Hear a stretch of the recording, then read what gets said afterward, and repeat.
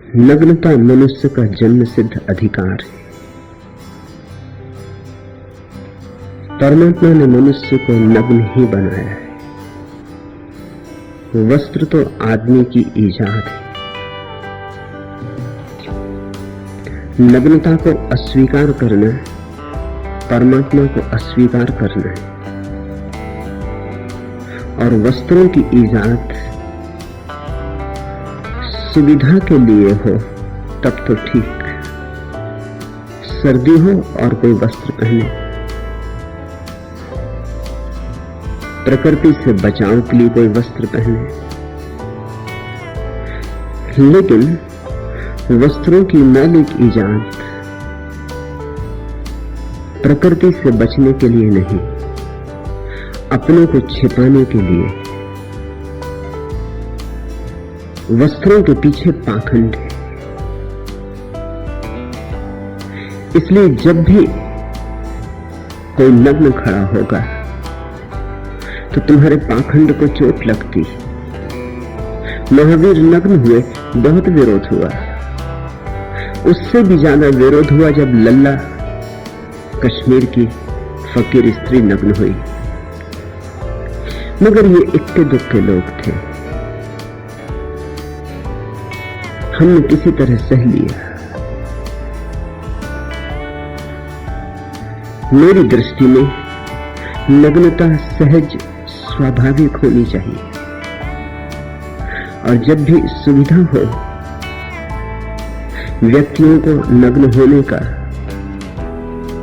नैसर्गिक अधिकार होना चाहिए। वस्त्र छिपाते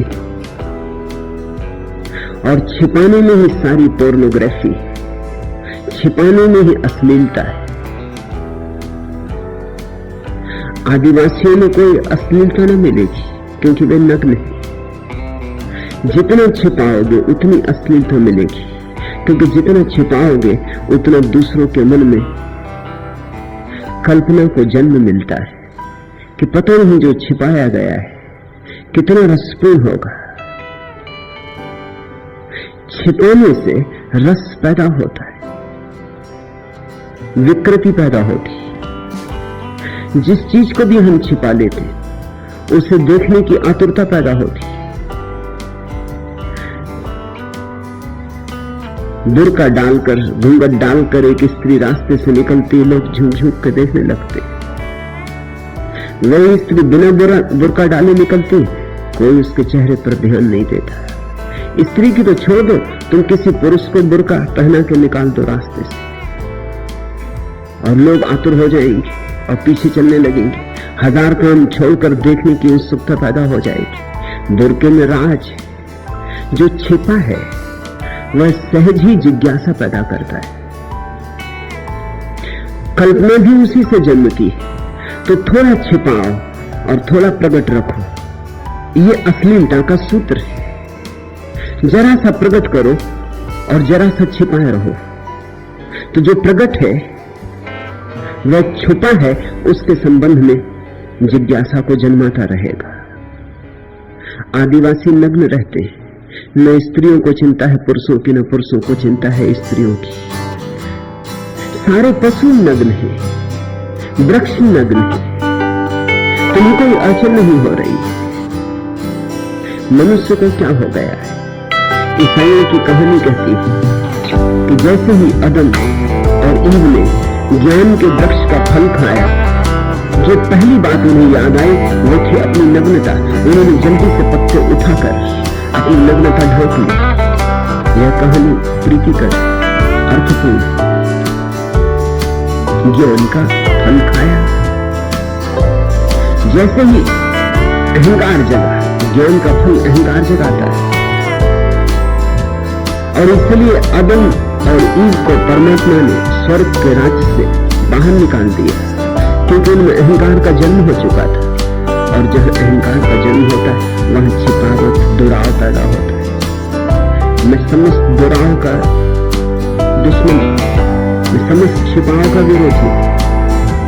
मैं चाहता हूं कि तुम न केवल शारीरिक अर्थों में, मानसिक अर्थों में, आध्यात्मिक अर्थों में, सब तलों पर नग्न होने का सामर्थ्य जुटा।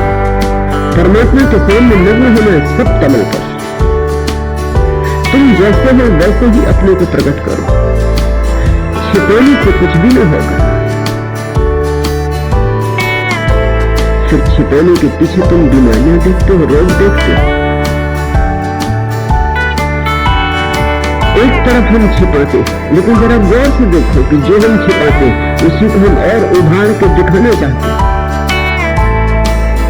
स्त्रियां स्तन छिपाती, लेकिन छिपाती है या उभारती? स्तनों को उभारने के लिए कितने अंग वस्त्र ईजाद किए जाते, ताकि स्तन सुडौल मालूम पड़े, भय मालूम पड़े, स्पष्ट दिखाई पड़े।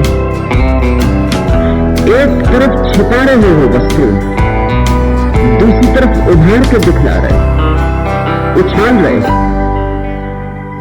तुम जान के चकित होगे, यूनान में और रोम में ठीक इसी तरह की बीमारी अतीत में आदमियों को पैदा हुई थी, तो वो अपने जन्मेंद्र पर एक चमड़ा चढ़ा लेते थे, चमड़े के खोल पहन लेते थे, ऊपर से वस्त्र पहनते थे, अंदर चमड़े की खोल जन्मेंद्री पर पहन लेते, ताकि वस्त्रों के ऊपर से जन्मेंद्री का बड़ा रूप दिखाई पड़ता रहे। इसको तुम रोग कहोगे या स्वस्थ कहोगे? स्त्रियों के स्तन के संबंध में भी कुछ भेद नहीं, यही बात।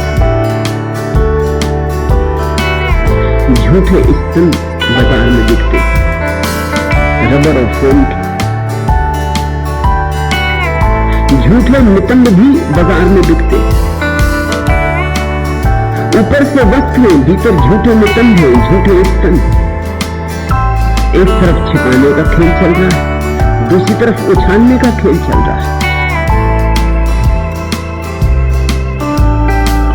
कल मैंने अखबार में देखा, लोकसभा में स्त्रियों के अंग वस्त्रों पर कुछ चर्चा चली, तो मोहन धारिया ने कहा कि जिनको भी इस संबंध में ठीक से समझना हो वो श्री रजनीश आश्रम पुणे जाए। मैं स्वागत करता हूं लोकसभा के सारे मित्र यहां।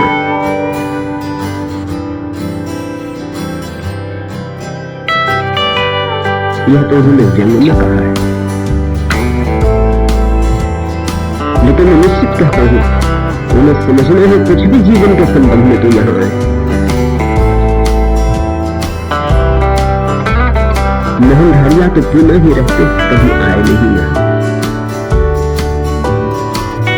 पूछते हैं जो भी मिलता है उससे आश्रम के संबंध में, आने की हिम्मत नहीं जुटाते यहां। इस आश्रम के द्वार पर कमजोरों का काम नहीं, इतनी भी हिम्मत नहीं जुटाते कि आके यहां देख ले। पुणे ही रहते, पुणे ही घर, लोकसभा में दूसरों को निमंत्रण दे रहे, खुद कभी यहां आए नहीं। और ऐसा भी नहीं है कि पूछताछ नहीं करते, जो भी आश्रम से संबंधित उनसे संबंधित प्रत्येक से पूछताछ करते कि क्या वहां हो रहा है।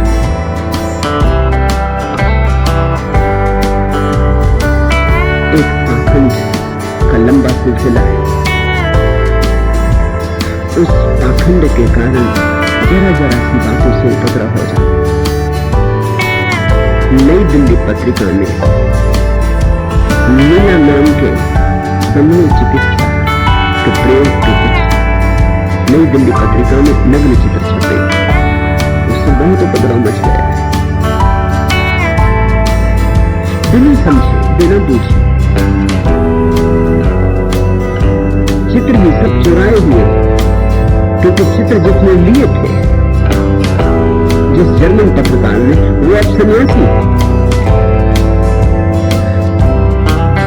स्टर्न के जर्मन पत्रकार सत्यानंद ने उन चित्रों को लिया और जर्मनी की पत्रिका स्टर्न में बड़ी महत्वपूर्ण व्याख्या के साथ उन चित्रों को छापा था।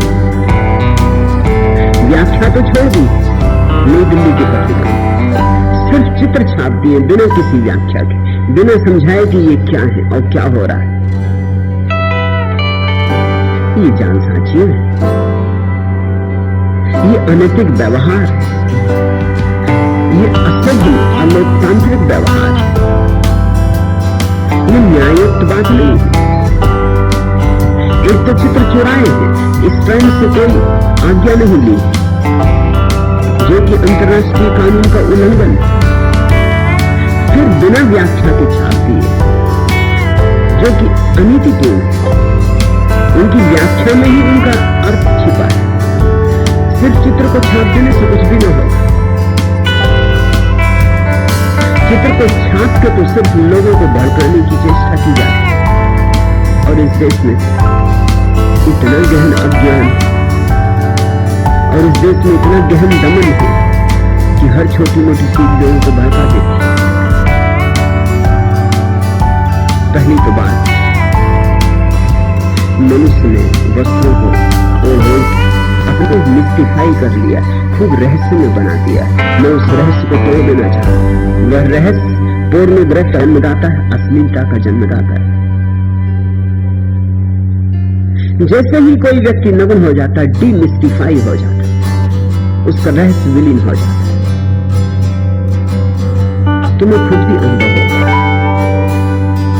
इसलिए तो तुम्हें अपनी पत्नी में कोई रस नहीं रह जाता, अपनी पति में कोई रस नहीं रह जाता, लेकिन पड़ोस की पत्नी में रस होता है।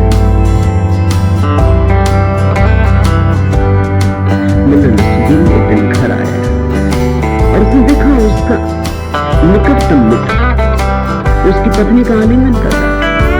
उसने एकदम सिर पीट लिया। मुन्ना ने सिर पीट लिया और कहा कि मैं हैरान हूं, तू ये क्या कर रहा है, मुझे तो करना पड़ता है।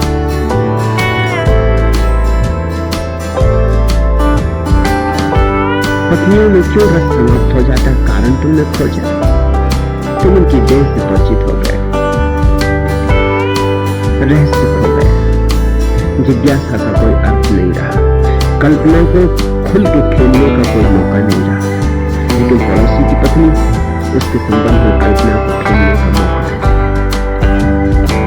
नग्न व्यक्ति को कितनी देर तक देखते रहो, थोड़ी देर बाद पाओगे बात खत्म हो गई। आखिर नग्न व्यक्ति में क्या हो सकता है?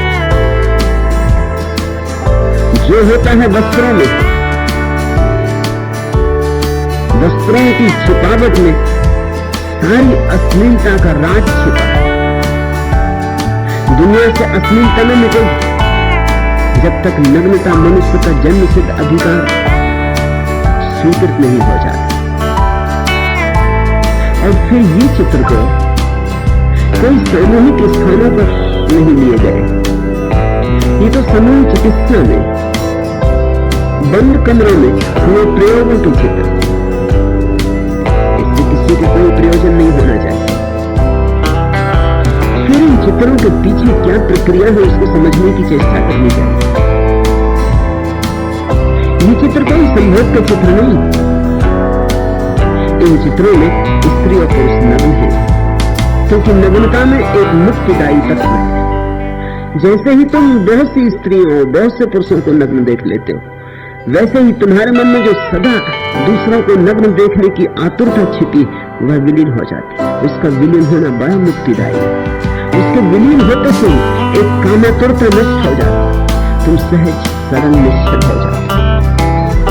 तुम्हारे पीछे जो एक रोग पड़ा था, तुम्हारे सपनों में जो नग्न स्त्रियां आ रही थी, और गीता में जो तुम फिल्मी पत्रिकाएं छिपा छिपा के पढ़ रहे थे, वह सब बंद हो जाता है। इससे बड़ी निश्चल स्वतंत्रता उपलब्ध होती है, एक सरलता आती जैसे छोटे बच्चों में। आखिर स्तन स्तन, जनेंद्रियां जनेंद्रियां, नितंब नितंब, उनमें कुछ भी नहीं, उनमें कुछ होना भी नहीं चाहिए, लेकिन छिपाने के कारण बहुत कुछ हो गया। तुम जरा अपने दरवाजे पे तख्ती लगा दो कि यहां झांकना मना है, फिर उस रास्ते से एक भी इतना हिम्मतवर आदमी न निकल सकेगा जो बिना झांके निकल जाए।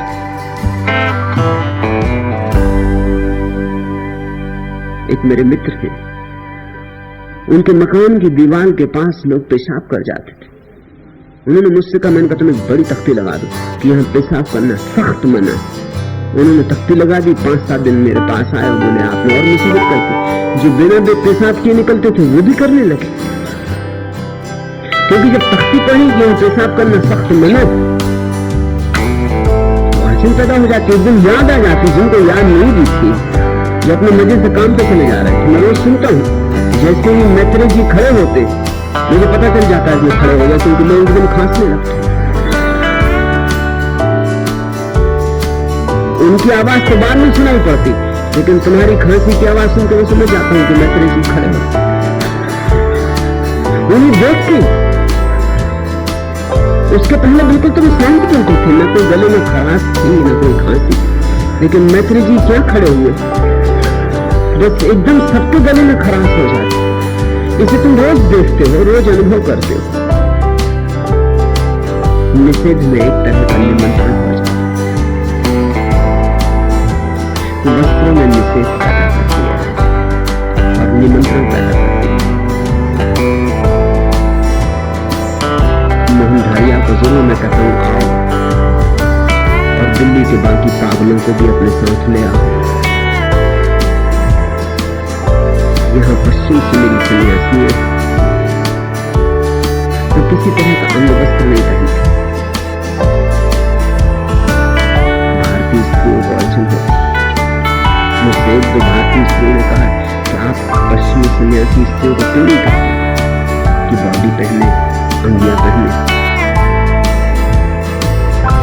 लेकिन बॉडी या अंगियां तो सिर्फ अंगों को उभारने के लिए पहनी जाती है।